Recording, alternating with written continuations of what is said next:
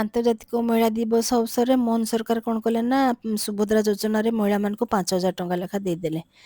ଏଇଟା ତ ନିଶ୍ଚୟ ମହିଳାମାନଙ୍କ ପାଇଁ ଗୋଟେ ସହାୟତା, କିନ୍ତୁ ମହିଳା ସଶକ୍ତିକରଣ ନାଁରେ ଏଇ ଯେଉଁ ଟଙ୍କା ଦେବାରେ କ'ଣ ସେ କେବଳ ସୀମିତ ରହିଲେ ହେବ? ଯଦି ସଶକ୍ତିକରଣ କରିବାର ଇଚ୍ଛା ଅଛି ତାହେଲେ କାମର ସୁଯୋଗ ଦିଅନ୍ତୁ ନା। ଆଶା କରୁଛି ମୋହନ ସରକାର ଏଟା ନିଶ୍ଚୟ ବୁଝିବେ। ଶୁଣନ୍ତୁ ଏଇ ଭଉଣୀ ଜଣକ କ'ଣ କହୁଛନ୍ତି ସୁଭଦ୍ରା ଯୋଜନା ବାବଦ। ପଇସା ସୁଭଦ୍ରା ଉଠେଇକି କ'ଣ କରିବ? ସ୍ୱାମୀ ନାହାନ୍ତି। ସ୍ୱାମୀ ନାହାନ୍ତି? 5 ବର୍ଷ 3 ମାସ ହେଲା ମୋତେ। ସ୍ୱାମୀ ଯିବାର ହଁ। ଏବେ କି କାମ କରୁଛ? ଘରେ ଛୁଆକୁ ଛାଡ଼ିକି କିଏ ଆଡ଼େ କାମ। ସେ ଯେଉଁ 5,000 ଟଙ୍କା ସୁଭଦ୍ରା ପଇସା ଦେଲେ, କାହିଁକି ଗୋଟେ କିଛି ବେପାର ବାଣିଜ୍ୟ କରୁନ? ବେପାର ବାଣିଜ୍ୟ ମାନେ ଛୋଟିଆ ମୋଟିଆ ଯେମିତି ଘର ପାଖରେ ଗୋଟେ କିଛି ଦୋକାନ କିମ୍ବା ପରିବା ଦୋକାନ ଏମିତି କରୁନ? ଏଇଟା ତ ଖାଇଦେଲେ ସରିଯିବ।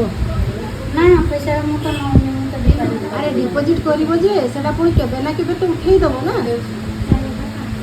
ଆଉ ତାକୁ ଗୋଟେ ବେପାର କରୁନ?